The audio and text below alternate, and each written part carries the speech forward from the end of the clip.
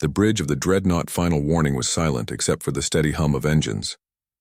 Commander Nari stood before the massive viewing window, watching Earth grow larger as they approached. The blue and green planet looked peaceful from space, almost innocent. She had seen many worlds from this same position. Most of them begged for mercy before her ship even entered their atmosphere. Nari was tall and strong, with dark purple skin that marked her as a Vorthon warrior. Scars crossed her arms and face like medals of honor. Her red uniform bore the symbols of 100 conquered worlds. For 300 years, she had been the Galactic Coalition's most feared weapon. They called her the Crimson Death. Entire star systems surrendered when they heard she was coming. Today should be no different. Earth was just another small world that refused to follow Coalition rules. The humans were young and stubborn. They had been in space for less than 200 years, but they acted like they owned the galaxy. The Coalition was tired of their independence. They wanted Earth to bow down and accept Coalition law, just like every other world. Nari had done this mission hundreds of times before. She would arrive with her massive ship. The planet's leaders would see her weapons and her reputation. They would realize they had no choice. Within a few hours, maybe a day, they would surrender. Then she would leave, and another world would belong to the Coalition. But something felt different about this mission. The Coalition Council had seemed nervous when they gave her the assignment. Usually, they were confident when they sent her somewhere. This time they had warned her that humans were unpredictable. They told her to be careful, to not underestimate them. Nari did not understand the warning. How could such a young species be dangerous to someone like her? She had crushed civilizations that were millions of years old. Humans were babies compared to most galactic powers. Lieutenant Vex approached her station. He was her second in command, a skilled Vorthon officer who had served with her for 50 years. His green skin was pale with worry. "Commander, we are receiving a transmission from the humans," Vex reported. His voice was steady, but she could hear the confusion underneath. "Put it on the main screen," Nari ordered. She expected to see terrified human leaders begging her not to attack their world. Instead, a middle-aged human woman appeared on the screen. She had short black hair and kind eyes behind small glasses. She wore simple blue clothing, not the fancy robes that most planetary leaders preferred. She was smiling. "Greetings, Commander Nari," the woman said in perfect galactic standard. "I am Ambassador Hyun of Earth. We have been expecting you." Nari raised an eyebrow. Most species could barely pronounce her name correctly when they first met her. This human spoke like she had been practicing. "I am here to discuss Earth's compliance with Coalition law," Nari said in her most threatening voice. "You will prepare for immediate surrender negotiations." Ambassador Hyun nodded politely. "Of course, Commander. We are very interested in discussing our relationship with the Coalition. However, our customs require that we share a meal with important visitors before conducting serious business. We have prepared a cultural exchange dinner in your honor." Nari stared at the screen. In 300 years of conquest, no one had ever invited her to dinner. Most species tried to hide from her or offered her treasure to leave them alone. None of them wanted to feed her. "This is not a social visit," Nari said coldly. "I am here to accept your surrender, not to eat your food." "We understand," Hyun replied, still smiling. "But surely even the mighty Crimson Death must eat. We have heard stories of your great victories across the galaxy. It would be an honor to share our hospitality with such a legendary warrior. Our chefs have prepared dishes from many different human cultures. We think you will find them interesting." "Lieutenant," Vex leaned close to Nari and whispered, "Commander, this could be a trap. No species has ever acted this way toward a Coalition enforcer." Nari considered this. It was true that the humans were behaving strangely, but what kind of trap could involve dinner? She had faced poison before and survived. Her body could handle toxins that would kill most species. If the humans wanted to try something foolish, she would show them why she was feared across the galaxy. "Very well," Nari said finally. "I will attend your dinner. But do not mistake this for weakness. You will still surrender to the coalition. Wonderful, Hyun said, clapping her hands together.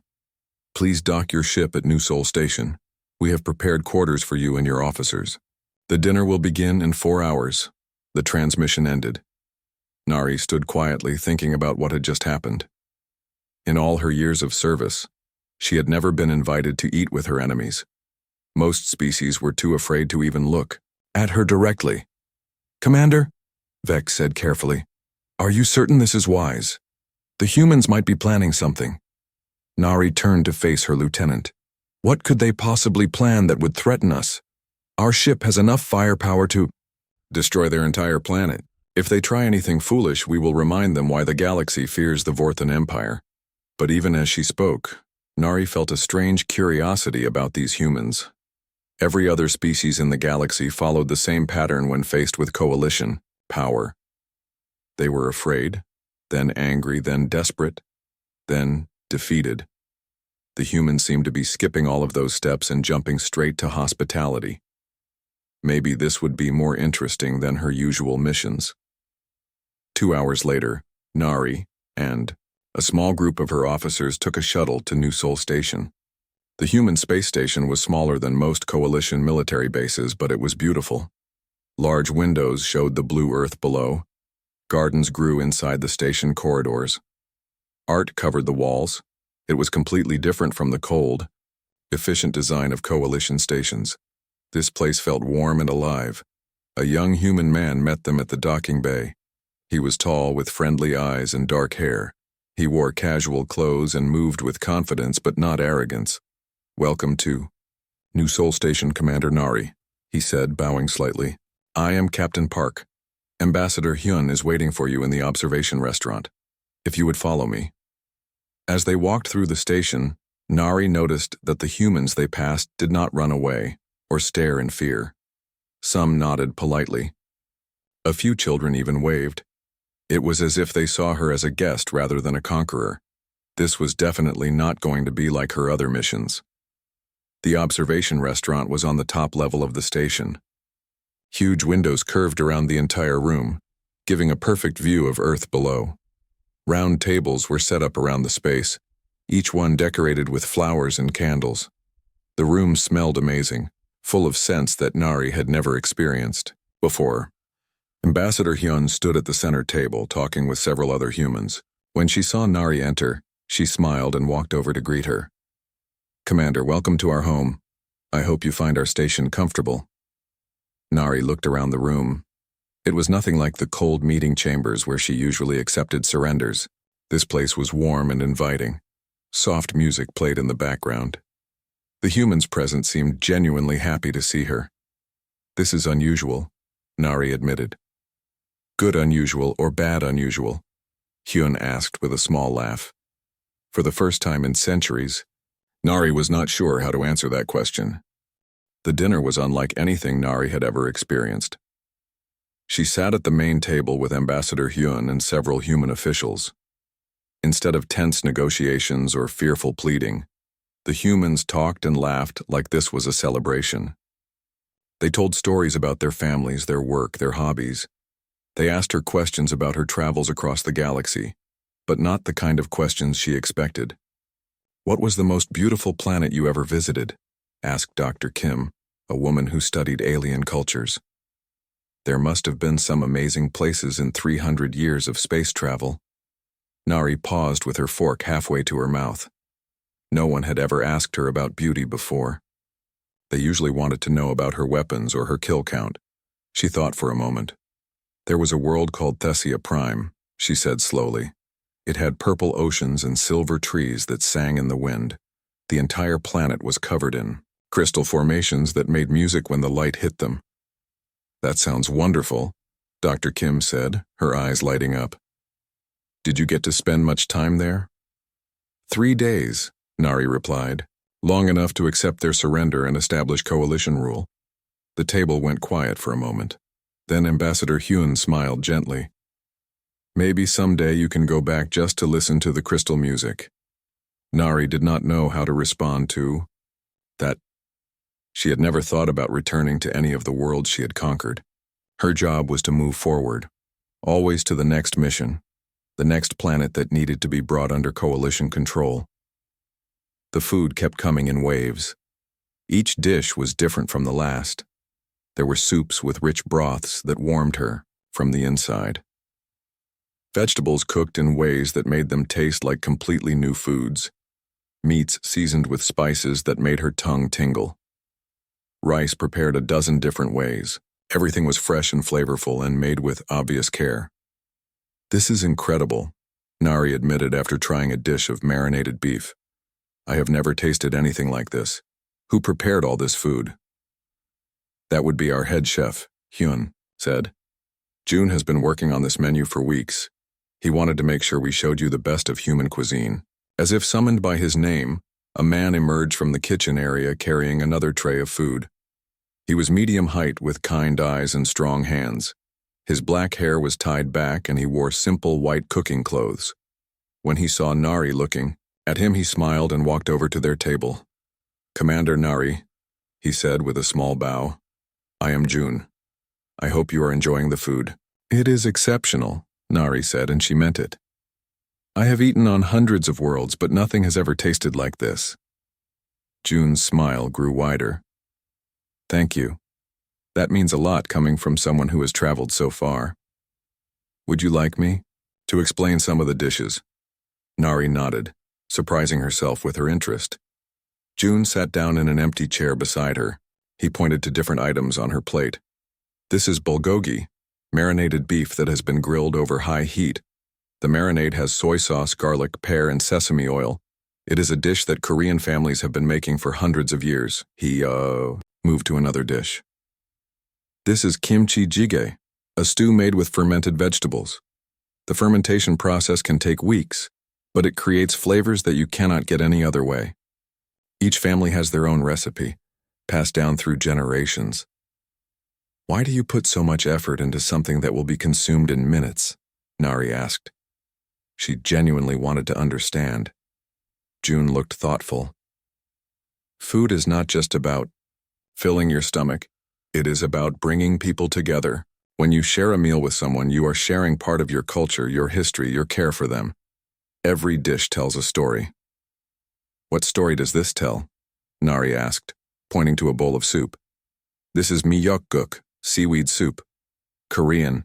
Mothers make this for their children on their birthdays. It represents gratitude for life and the hope that the person will have many more healthy years. When I make this soup, I think about all the mothers who made it before me, and all the children who felt loved when they ate it." Nari stared at the soup. In her 300 years of life, no one had ever made her something that represented love or gratitude. Vorthon military food was designed only for efficiency. It provided nutrients and energy, nothing more.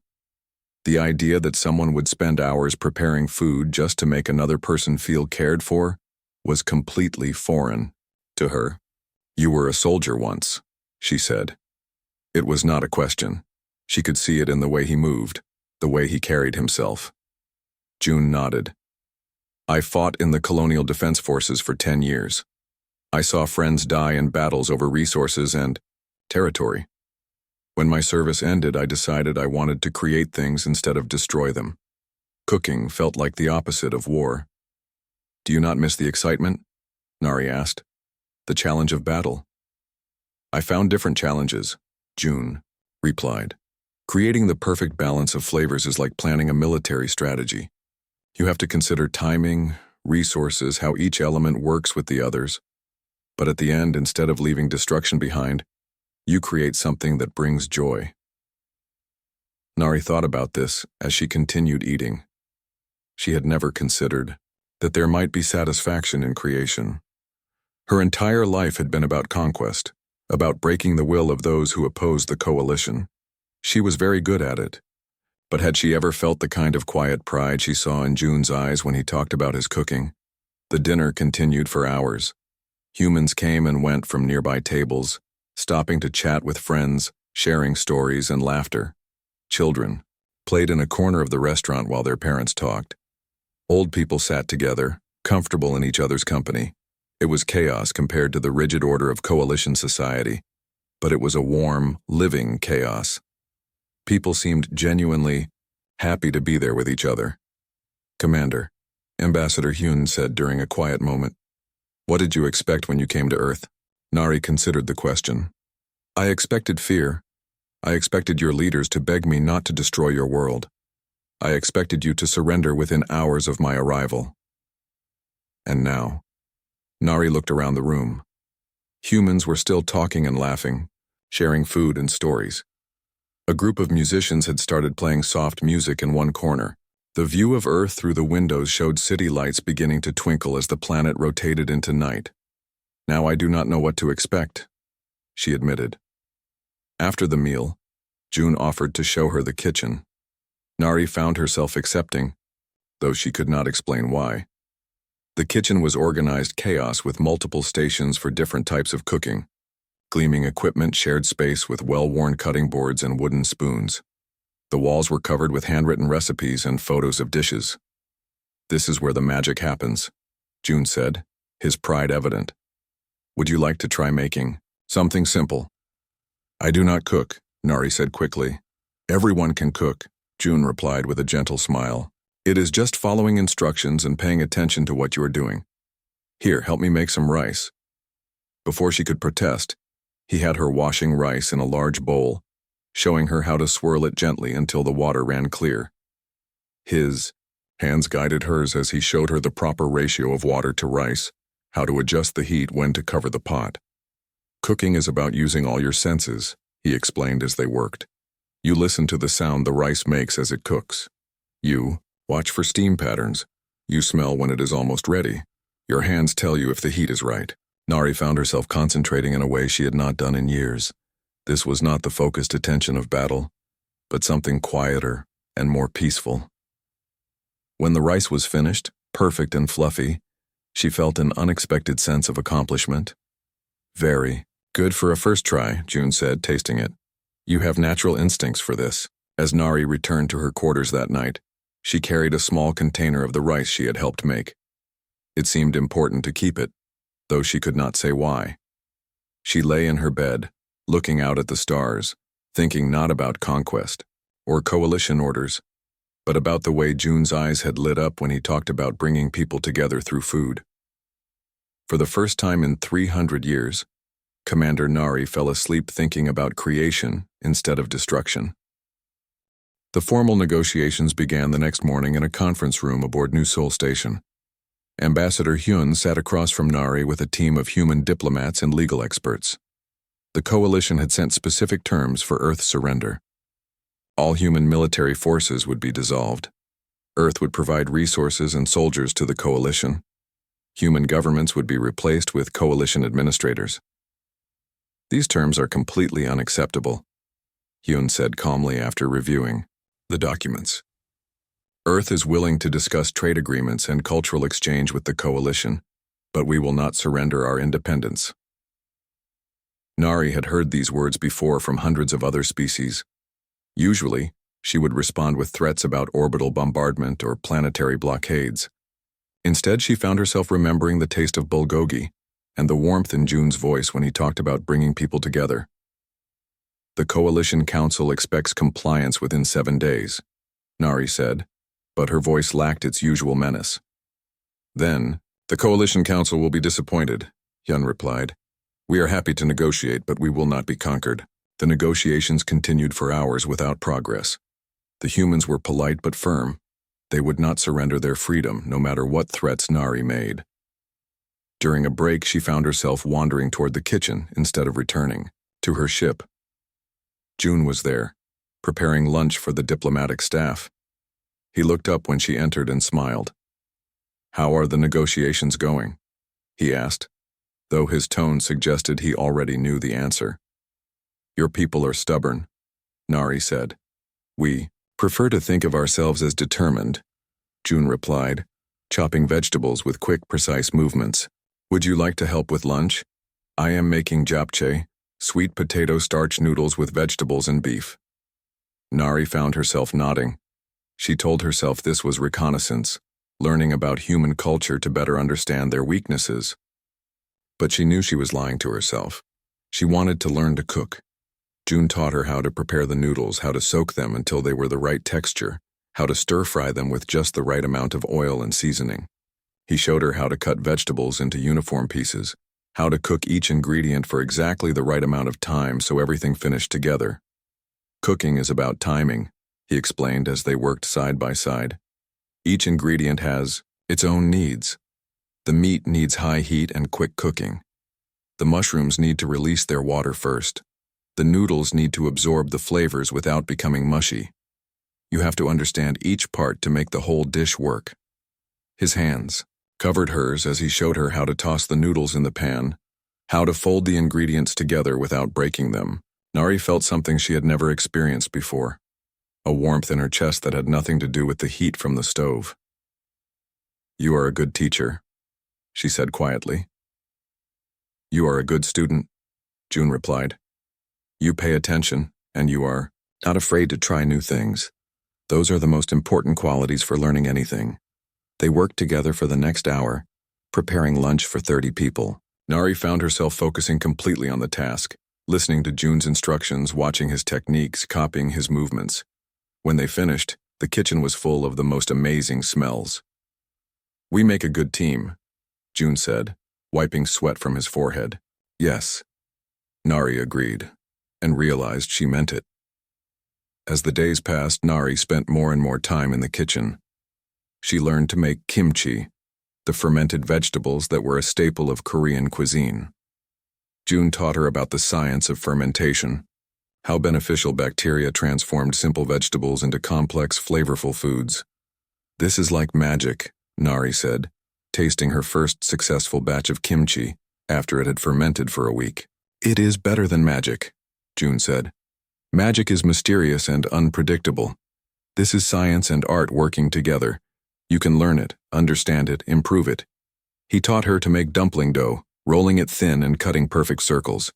Her warrior reflexes made her surprisingly good with knives, and she quickly learned to chop vegetables faster than most of the human kitchen staff. But it was the delicate work that she enjoyed most. Folding dumplings, shaping rice balls, decorating cakes with precise patterns. "I never thought I could create anything beautiful," she admitted one afternoon as they worked together making decorative sushi rolls. "Why not?" June asked, carefully arranging thin slices of cucumber in a flower pattern.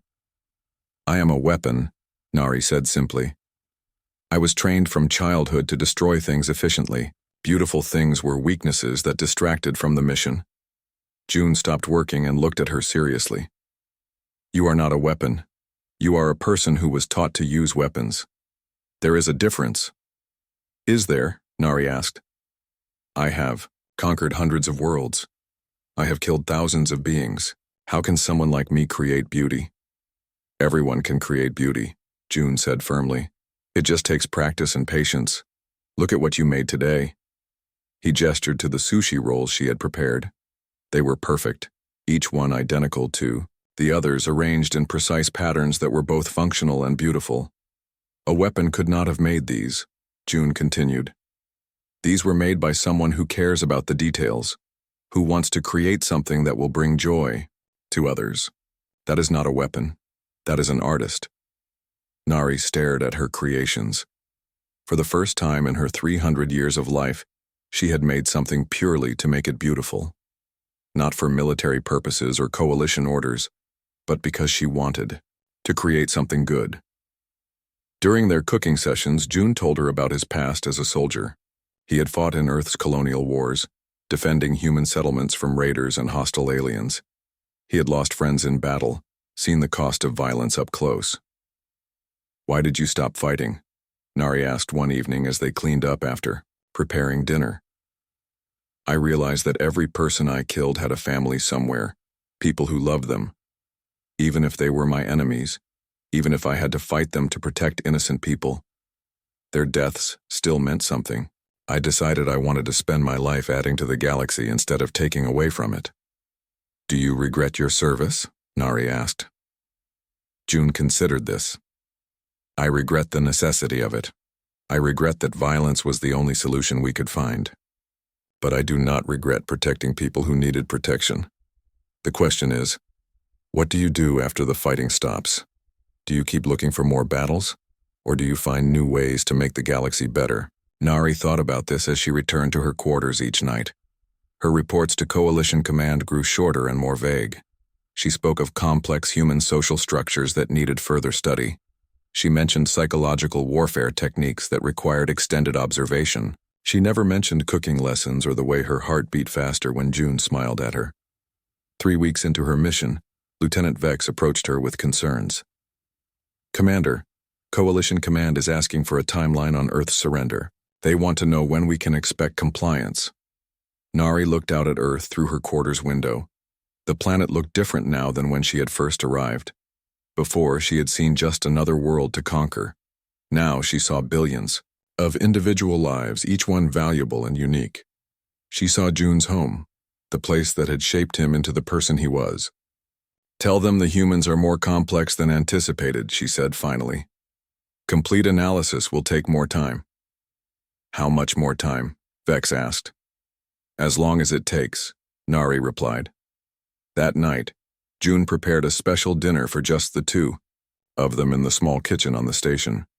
He made all of her favorite dishes that she had learned to prepare over the past weeks: bulgogi and kimchi jjigae, japchae, and perfectly seasoned rice, tiny dumplings filled with pork and vegetables. "Thank you," she said as they ate together, "for teaching me, for being patient with me, for showing me that there is more to existence than conquest." "Thank you for being willing to learn," June replied. "It takes courage to change, especially when you have been one thing for so long." They ate in comfortable silence, watching Earth rotate slowly outside the window. Nari realized she had never been this content in her entire long life. She was not thinking about her next mission or coalition orders or maintaining her fearsome reputation. She was just here in this moment with this person who had shown her a completely different way to live. "June," she said quietly. "Yes. What happens when this is over? When the coalition loses patience and orders me to complete my mission or face court-martial?" June reached across the table and took her hand. His fingers were warm and gentle, calloused from years of cooking but still capable of incredible tenderness. "I do not know," he admitted. "But whatever happens, this time we have had together has changed us both. That cannot be taken away." Nari squeezed his hand, hoping he was right. The message from Coalition Command arrived on a quiet Tuesday morning, while Nari was helping June prepare breakfast for the diplomatic staff. She felt her communication device buzz and ignored it at first, too focused on getting the pancake batter exactly right. June had been teaching her about the importance of not over-mixing, how too much stirring would make the pancakes tough instead of fluffy. "Commander," Lieutenant Vex's voice came through the device, urgent and worried.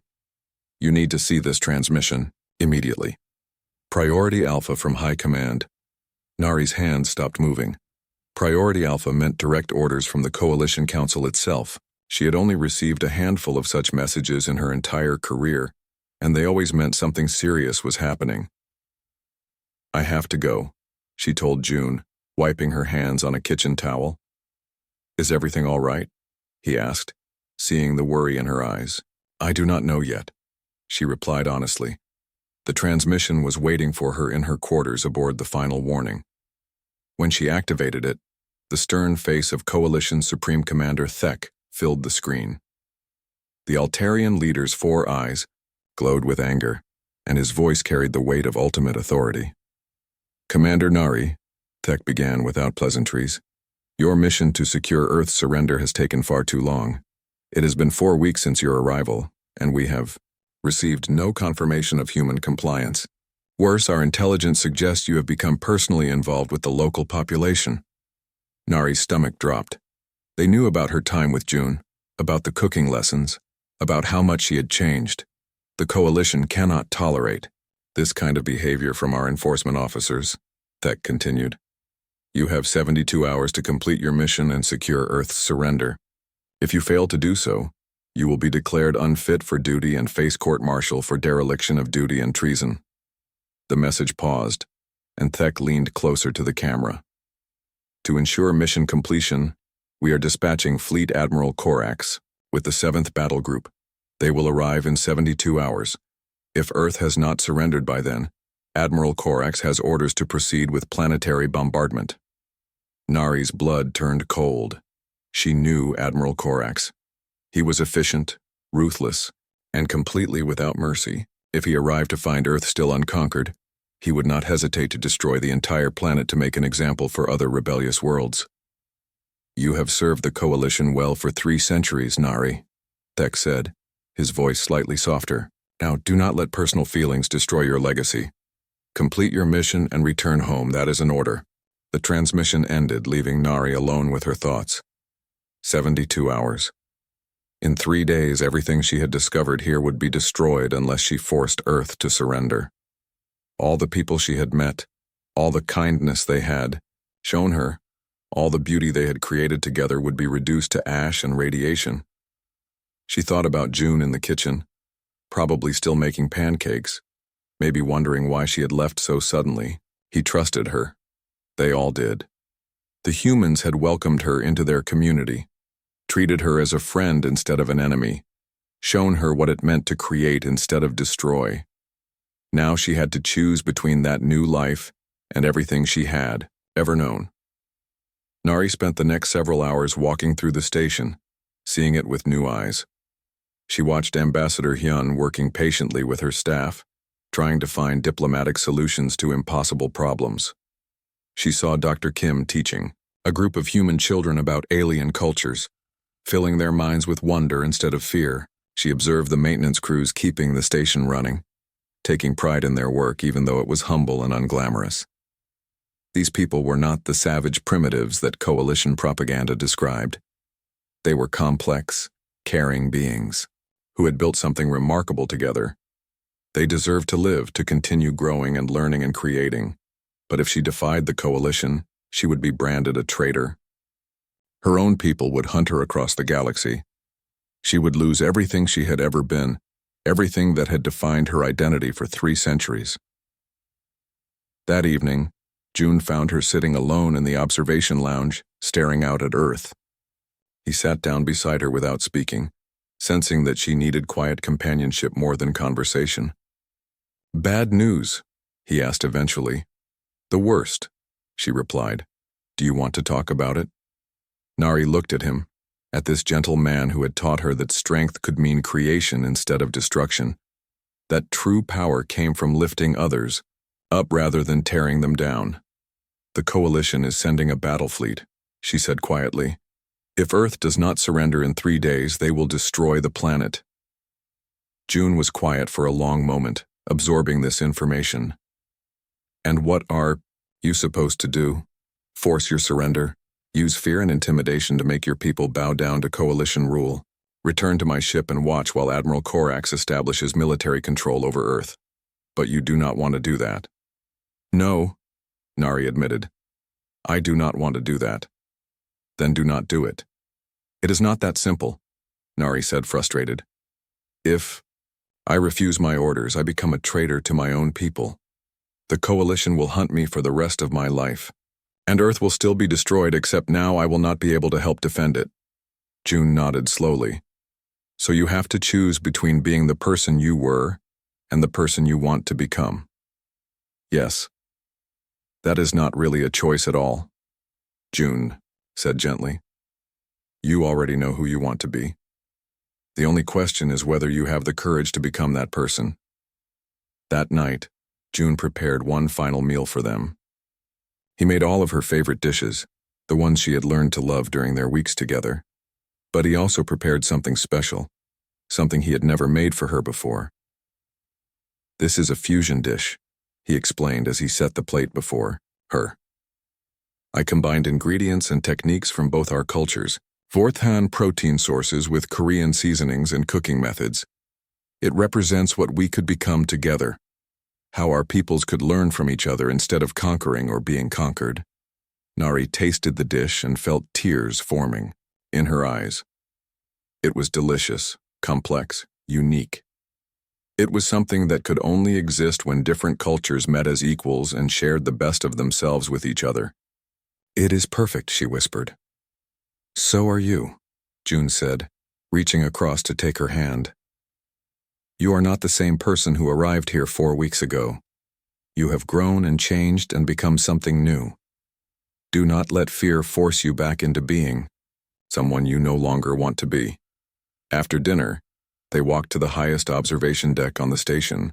Earth spread out below them, a blue and green marble floating in the darkness. City lights twinkled like stars, millions of individual lives going about their daily routines, unaware that their existence hung in the balance. I know what you really are, June said quietly. Nari tensed. What do you mean? You are not the Crimson Death anymore. You are not a weapon of the Coalition.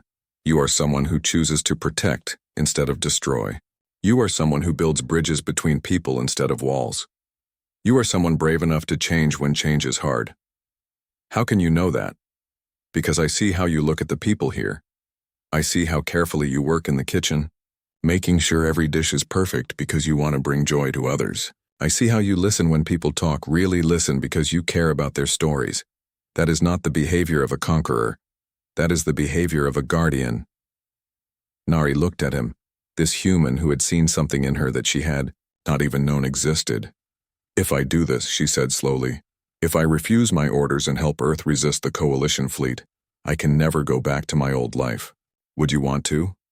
June asked. Nari thought about returning to her ship, putting on her red uniform, becoming the Crimson Death again.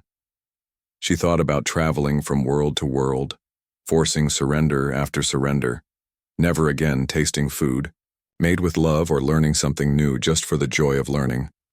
No, she said firmly. I would not want to go back. Then you have your answer. That night, Nari composed 2 messages. The first was to Coalition Command, formally requesting asylum on Earth and offering to provide intelligence about Coalition military capabilities in exchange for protection. The second was to Ambassador Hyun, warning her about the incoming fleet and offering to help plan Earth's defense. She sent both messages, then deleted her command codes and began transferring Coalition tactical data to Earth's military computers. There was no going back now. She was no longer Commander Nari of the Coalition. She was just Nari, a person choosing to protect the world that had given her a new life. Outside her window, Earth continued to turn, unaware that its most unlikely guardian had just been born. The Coalition's response came 12 hours after Nari sent her asylum request. Admiral Korax himself appeared on the communication screen, his scarred face twisted with disgust and anger. The Krathan warrior was known throughout the galaxy for his complete lack of mercy and his absolute loyalty to Coalition doctrine. Commander Nari, Korax growled. You have disgraced yourself and betrayed everything you once stood for. The Coalition Council has declared you a traitor and an enemy of galactic peace. Your asylum request is denied. You will surrender yourself for court-martial or face the consequences. Behind Korax, Nari could see the bridge of his flagship, the massive dreadnought Inevitable Victory. Through the background windows, she glimpsed dozens of other ships, the entire 7th Battle Group arriving exactly on schedule. I am no longer Commander Nari, she replied calmly. I am a citizen of Earth and I will help defend my new home against Coalition aggression. Then you will die with the rest of these primitives, Korax snarled. The Coalition will not tolerate rebellion, especially from one of our own officers. Earth will be made an example of what happens to worlds that corrupt our personnel. The transmission ended. Within minutes, Coalition ships were taking positions around Earth. The 7th Battle Group was massive, containing enough firepower to reduce the planet to molten slag within hours.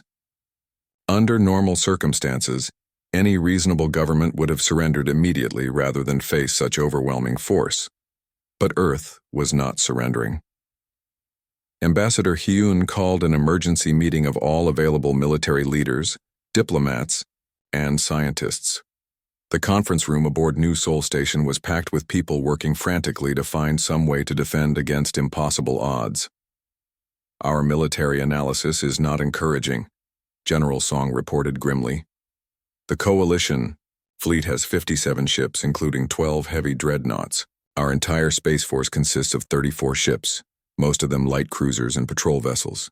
In a direct confrontation, we would be destroyed within the first hour. What about planetary defense systems? Asked Dr. Kim. We have some.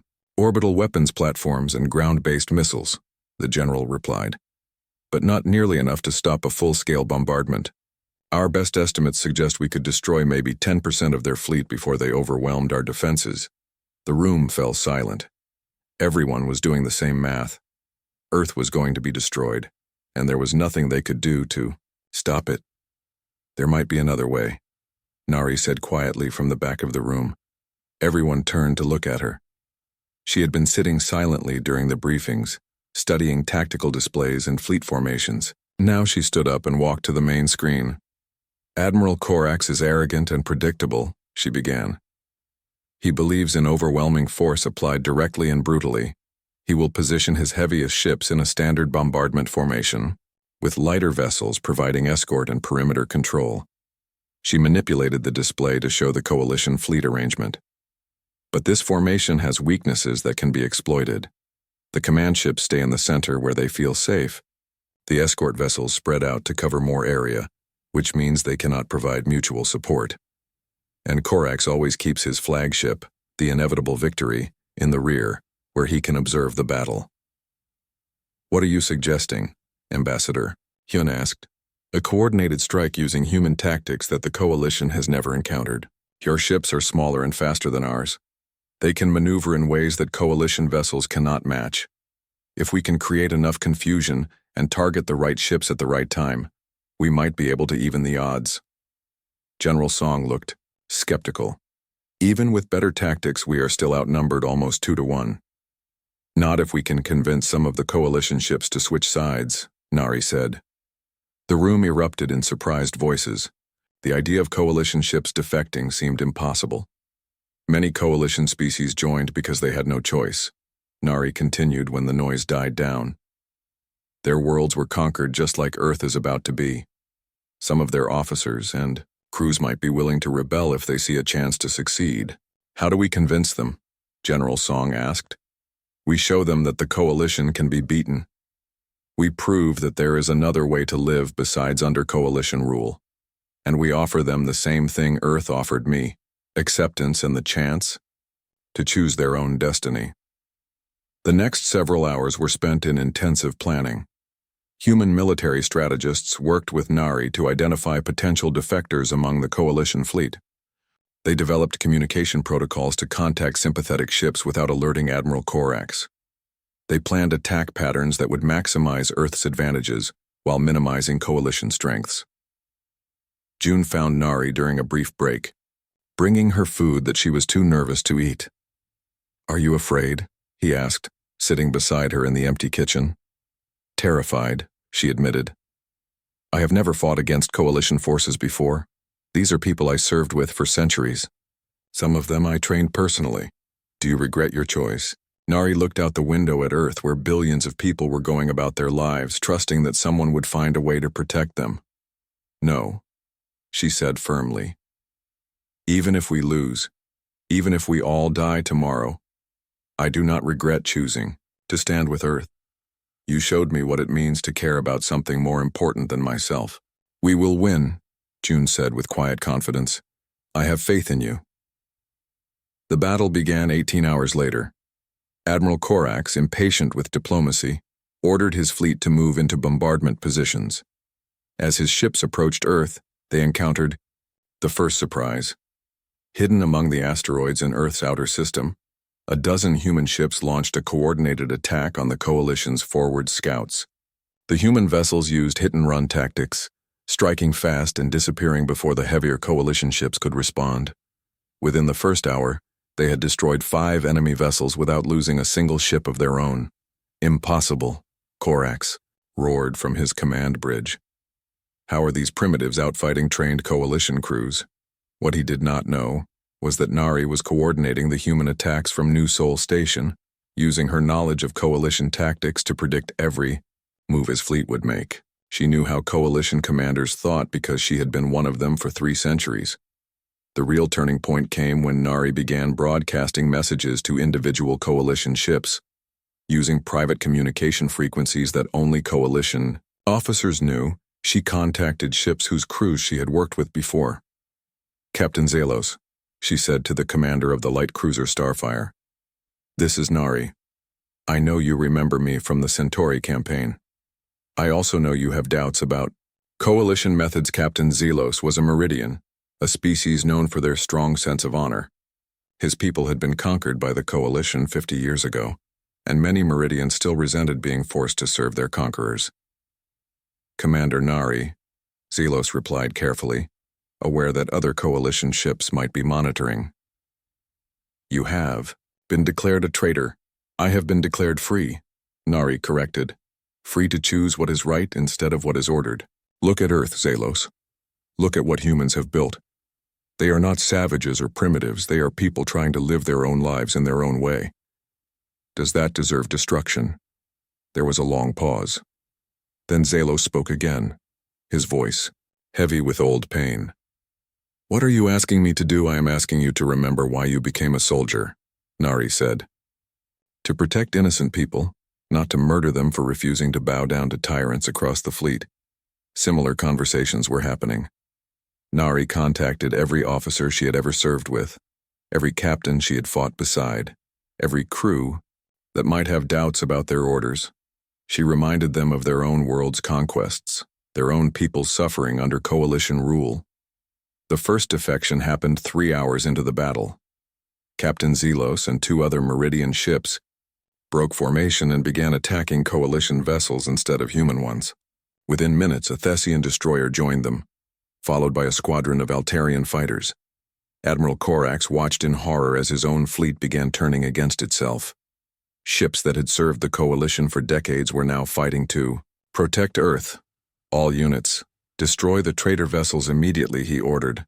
Show no mercy to those who betray the Coalition, but the defections were spreading. As Coalition ships watched their former allies being attacked for choosing freedom over slavery, more and more crews began to question their orders. The carefully organized fleet formation collapsed into chaos as Loyalist and Rebel ships fought desperately among the stars. On New Sol Station, Nari coordinated the defense with increasing hope. What had seemed like certain defeat was becoming an even fight. The human ships, supported by Coalition defectors, were holding their own against Admiral Corax's remaining forces. Nari, General Song called from his command station. We have a problem. Corax is moving his dreadnoughts into position for planetary bombardment. Even with the defections, we cannot stop all of them from reaching firing range. Nari studied the tactical display. The Admiral was sacrificing his smaller ships to create a corridor for his heaviest vessels. If even 3 of those dreadnoughts reached bombardment range, they could destroy every major city on Earth. I need to get to my ship, Nari said suddenly. The final warning. Embassy. 6 months after the Battle of Earth, the galaxy looked very different. The Coalition still existed, but its iron grip on member worlds had loosened considerably. The successful rebellion had inspired dozens of other species to demand more autonomy. Some worlds declared complete independence, while others negotiated for greater self-governance within a reformed Coalition structure. New Sol Station had been rebuilt and expanded, now serving as the headquarters for the Galactic Democratic Council. Representatives from over 200 worlds came here to discuss trade agreements, cultural exchanges, and peaceful solutions to conflicts. The station had become a symbol of cooperation rather than conquest. At the heart of the station was a restaurant called Common Ground. It occupied the entire observation level, with windows offering spectacular views of Earth and the constant stream of ships arriving from across the galaxy. The restaurant had become famous not just for its incredible food, but for being a place where former enemies could sit together and discover their shared hopes and dreams. Nari stood in the kitchen, adding final touches to a complex dish that combined ingredients from 7 different worlds. She wore simple chef's clothing now instead of military uniforms, and her hands moved with the confident skill of someone who had spent months perfecting her craft. Table 12 needs 2 more orders of the Centauri fusion pasta, June called from across the kitchen. And Table 7 wants to know if we can make the Altarian spice soup less hot for their human guests. Already working on it, Nari replied, adjusting seasonings with practiced ease. I am using the mild Terran peppers instead of the traditional fire pods. The kitchen was organized chaos, with a mixed crew of humans and aliens working together to serve hundreds of meals each day. Former coalition officers worked alongside human refugees. Diplomats from dozens of species learned cooking techniques from each other. The kitchen had become a perfect example of what the galaxy could accomplish when people chose cooperation over conflict. "Order up," called Hannah, a young human woman who had joined the kitchen staff 3 months ago. She had been a communications officer during the battle, but discovered she loved cooking more than military service. 4 orders of bulgogi for the Thessian trade delegation. Nari smiled as she watched the organized chaos around her. Every day brought new challenges, new flavors to discover, new people to feed. It was exhausting work, but it filled her with a satisfaction she had never found in conquest.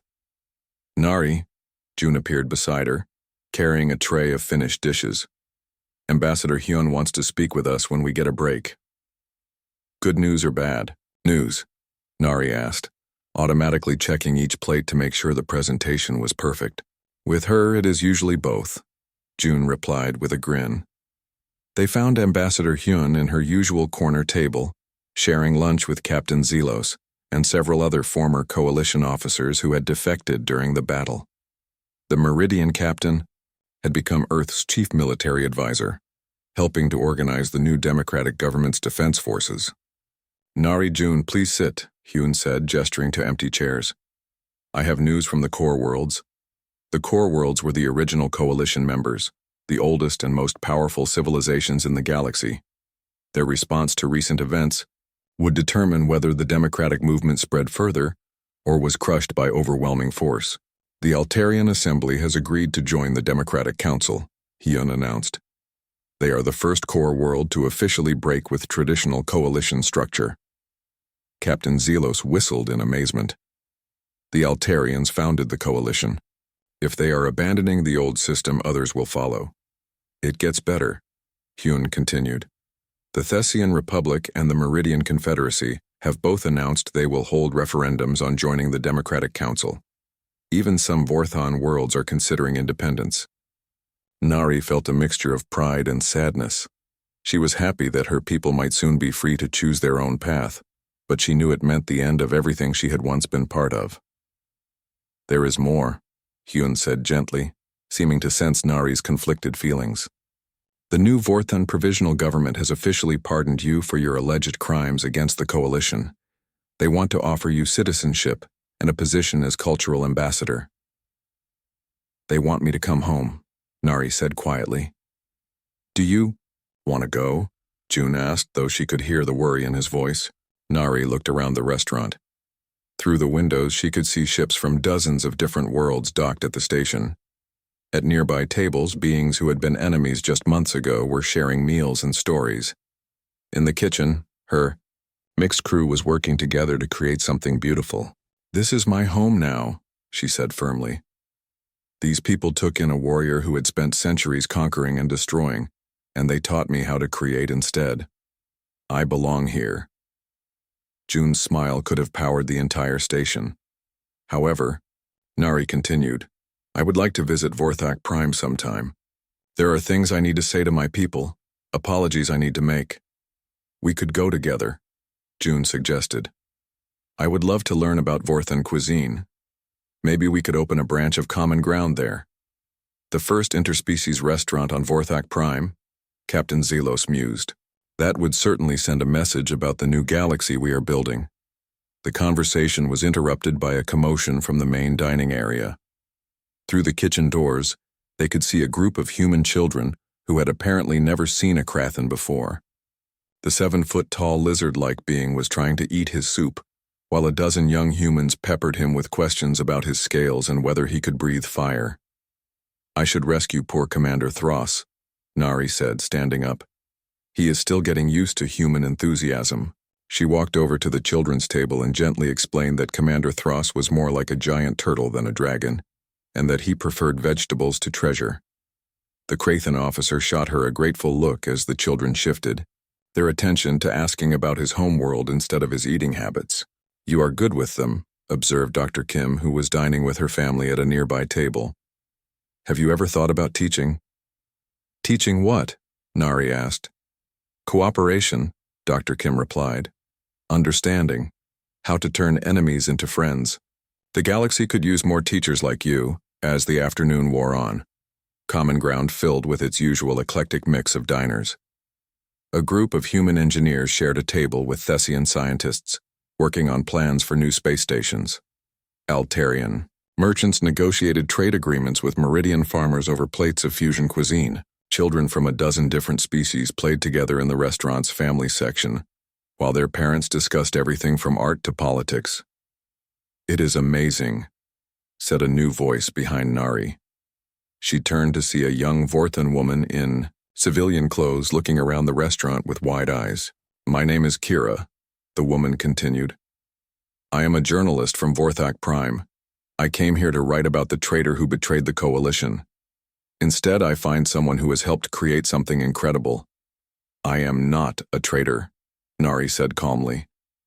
I am someone who chose love over fear. May I interview you? Kira asked. My readers need to understand what really happened here. The coalition news services have been telling lies about Earth and the rebellion. Of course, Nari agreed. But first, you must try our food. We can talk while you eat. An hour later, Kira was halfway through her second plate of kimchi fried rice and asking dozens of questions about everything from human cooking techniques to the Democratic Council's governing structure. Her initial skepticism had been replaced by genuine curiosity and growing excitement. This could work, she said between bites. This new system, this cooperation between species, it really could work.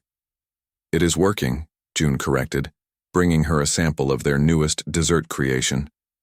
Every day, we prove that different peoples can live and work together as equals. As evening approached, the dinner crowd began to arrive.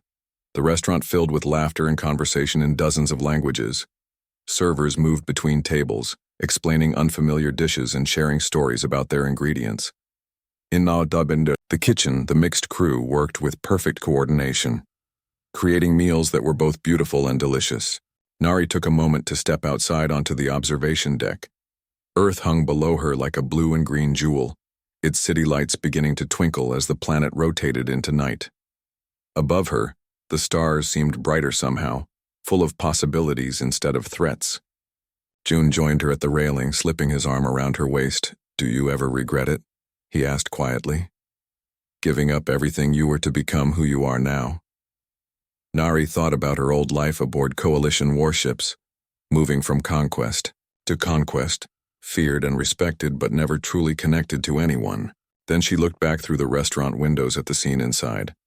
Hundreds of beings from across the galaxy, sharing food and friendship, building something better together. Never, she said firmly. The Crimson Death conquered worlds, but Nari the chef feeds them. I know which legacy I prefer. A shooting star streaked across the sky above them, and Nari made a wish for the future. She wished for more worlds to join the Democratic Council. She wished for an end to the wars and conquests that had plagued the galaxy for millennia. She wished for a future where children from DI